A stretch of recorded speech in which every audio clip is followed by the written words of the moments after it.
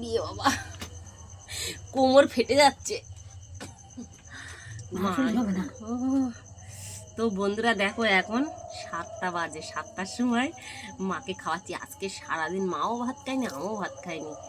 সেই আমি সকাল 9টার সময় বেরিয়েছি, সেই কাজের ওখান থেকে, কালীঘাট থেকে, ওখান থেকে মধ্যমগ্রাম নেমেছিলাম ছেলের মানে ফিজিওথেরাপিস্টের এই সার্টিফিকেটগুলো দুটো নার্সিংহোমে জমা দেওয়ার জন্য ওখানে মধ্যমগ্রামে গিয়েছিলাম। তো জানোই তো আমাদের এইদিকে ভীষণ ভালো বিখ্যাত জায়গায়, একটা ট্রেন থাকলে আবার সেই 1 ঘন্টা 1.5 ঘন্টা পর ট্রেন। তো ওখান থেকে কাজটা সব সেরে আমি বাড়িতে এসেছি 3:30-র সময়। আমার চোখের অবস্থা দেখো। তো 3:30-র সময় এসে দেখি মা পুরো পটি করে, পুরো ইউরিন করে, মানে মাথা পর্যন্ত ভিজে গেছে। বৌমা বাড়িতে নেই, রান্না বান্না করা হয়নি, বৌমা গেছে বাপের বাড়িতে। এখন ওরা বাচ্চা মানুষ, ওদেরকেও একটু যেতে দিতে হবে, ওখানে অনুষ্ঠান আছে তাই গেছে। সব সময় আমাদের কথা ভাবলে হবে? ও বাচ্চা মানুষ, ওরও একটু ঘুরতে যেতে দিতে হবে। আমি শুধু সবার কথা ভাবি, সবার আনন্দের কথা, আমার আনন্দের কথা আমি ভাবি না, আর ভাবতে চাইও না। তো যাই হোক, বাড়িতে এসে তারপরে উঠোন ঝাড় দিয়ে, ঘরবাড়ি ঝাড় দিয়ে, রান্না বান্না করে, তারপরে স্নান করে, মার 2টো পেয়ারা কেটে দিয়েছিলাম বড় বড়, চান করিয়ে পরিষ্কার টরিষ্কার করে আমি রাস্তা থেকে পেয়ারা কিনেই নিয়ে এসেছিলাম। আমি জানি মার ভীষণ খিদে পাবে, তো গিয়েই তো আমি রান্না করতে আমার দেরি হবে, কি খাবে, তাই বড় বড়, এত বড় বড় পাকা পাকা পেয়ারা কিনে নিয়ে এসেছিলাম।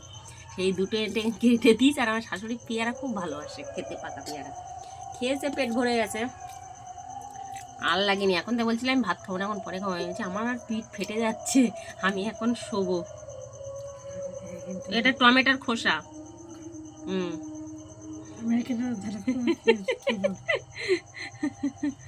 টমেটোর খোসা না, কিচ্ছু না, খাও। আমি মানে বসতেই পারছি না, আমার পিঠের ডাঁড়া ফেটে যাচ্ছে, এরকম হচ্ছে। তা মা আবার বলছে খেয়ে তাই শোবে, খেয়ে তাই শোবে। ঠিক আছে, তুমি খেয়ে নাও, আমি খেয়ে শোবো। খাওয়া দাওয়া হচ্ছে। ছেলে বাড়িতে এসেছিলো একটুখানি, এসে আবার ও আবার এসে ঘর বাড়ি ঝাড় দিয়ে পরিষ্কার টরিষ্কার করে আবার যাবে সন্ধ্যাবেলা শ্বশুর বাড়িতে, ওখানে অনুষ্ঠান আছে। তো যাই হোক, ওরা এখন বাচ্চা মানুষ, ওদের একটু আনন্দ করার বয়স, তো আনন্দ তো করতেই দিতে হবে।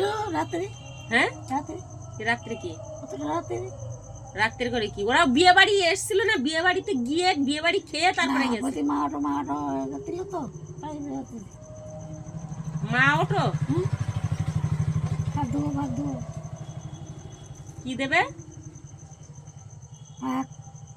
হ্যাঁ করো, জানি না কোথায় মা দেবে, মা দেবে করছে, কি ভুলভাল বলছে, আমি কিছু বুঝতে পারছি না। যাই হোক, বাদ দাও সব কথা। না সেই দিদি মা আসতো, আমার ফাঁক, কি ফাঁক? ফাঁক বলে তো, ফাঁক পাক, তা সে হতো না। ওই মন্দির দিলাম আবির, আবির আবির আবির, হ্যাঁ। ও হরি, আমার শাশুড়ির কান যে এত সলো, কি বলবো। রাত্রি কোনে গেল? অত রাত্রি? কত রাত্রি কোথায়, তখন তো ভোর। তারপরে তুমি তারপরে তো আমি উঠে গেলাম 4টের সময়। আমি তো 4টের সময় উঠি কাজে যাওয়ার জন্য। না, ভোরবেলা উঠেছি, আমার পায়ে আবির দেবে, তাই ওরা আবির দিয়ে শ্বশুরবাড়ি গিয়েছিল। হ্যাঁ, ওই ভোরে। চিন্তা করো কোথায় ছেলে বৌমা আমার ভোরবেলা ডেকেছে, ওরা শ্বশুরবাড়ি যাবে। ওদের মানে আমাদের হোলির পরের দিন দোল গোবরডাঙ্গায়, ওখানে দোল খোলা আছে, ভীষণ অনুষ্ঠান হয়। তো ওরা ভোরবেলা যাবে বলে আমার সেই ভোরবেলা টেনে তুলে পায়ে আবির দিয়েছে। তাই সেটা আমার শুনেছে, বলছে অত ভোরবেলায় কি ব্যাপার নাকি, কি করছিল। না, হ্যাঁ করো। তাই এই হচ্ছে আমাদের ঘটনা। তো দেখো, মাকে খাইয়ে দিই, তারপর আমি খেয়ে শোবো, ভীষণ কষ্ট হচ্ছে।